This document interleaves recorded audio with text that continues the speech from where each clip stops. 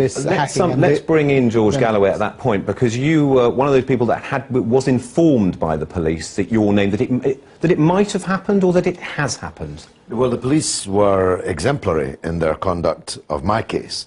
A very senior officer came to my then office in Parliament and told me that in the raid on Glenn Mulcair's premises they had found evidence which suggested that he had been hacking my telephone, and they advised me to change my number and change my PIN number and gave me one or two other pieces of advice for which I was very grateful. So I have no personal complaint against the police. And did they say so? Did they give you an indication of a newspaper? Yes, they told me Glenn Mulcair, who was in the employ but he was saying it was definitely News of the World. In relation to News of the World. And what action are you taking? I began a civil action for breach of privacy. I have a court date some months hence. The News of the World are busily offering me substantial sums of money. So that's down the line. On the broader question here, and specifically about the way the Metropolitan Police have investigated it so far, what are your thoughts? There do seem to be questions that need answering. It's odd, for example, that they came to my office in the Parliament to tell me, but walked past the office of the Deputy Prime Minister of the day and a Minister, Chris Bryant, without telling them. There seem to be questions about why they sat on evidence but did not pursue it, and did not pursue additional evidence which the News of the World have now handed to them. The Acting Commissioner, they're saying the Metropolitan Police aren't evasive. I mean, John Yates, who was also at that meeting, who carried out that investigation and said there was no more evidence, said, you know, I had, you know, facts, but that's one thing.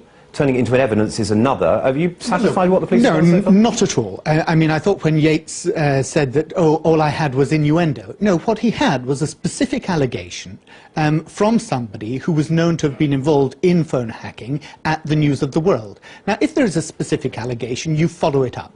But much more than that, if you look at the reports that there were to the Select Committee, it was very clear that 3 years ago there was a report made to James Murdoch by Myler at the time, and also by the most senior lawyer in News International.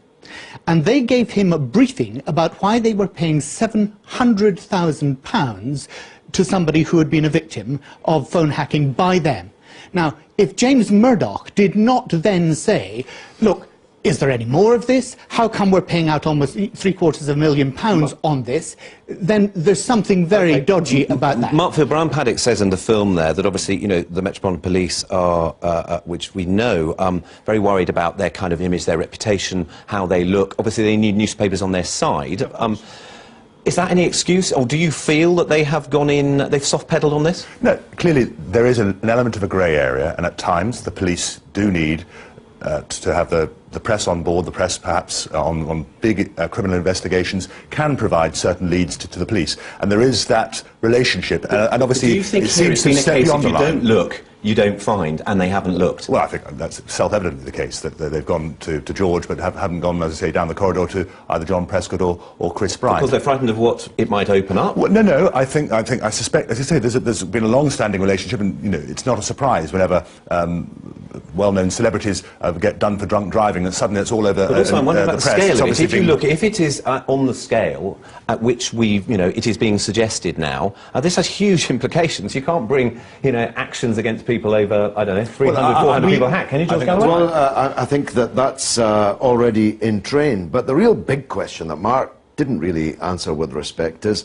David Cameron didn't just employ the then editor of the News of the World, but he had dinner on Christmas Day with James Murdoch himself. Yeah. I mean, the closeness of the Tories to the Murdoch empire must have some bearing, cast some shadow on all of this. Do you accept that? I mean, of course the party is saying, look, it's now a police matter, we're having 2 further investigations. Is that enough for you? Do you accept that this does potentially look toxic and quite dangerous for the Conservatives? No, I don't think for the Conservatives in particular. I mean, as I say, one could argue that the relationship between News International and the Labour Party for most of the 15 years before the Conservatives came into government last year was very strong as well. I mean, it doesn't reflect well, I think, on many of the players involved, but I think that clearly are some big questions for the Metropolitan Police in terms of their conduct, and obviously it will have an impact, I suspect, when it comes to the whole issue with Murdoch's bid for B-Sky B, which is, of course, quite imminent. And Barry Gardiner, happy that the Metropolitan Police is still investigating something that they may not have done very well the first time? The Metropolitan Police have to answer some very serious questions. Do they know of any instance when any police officer receives money in return for information?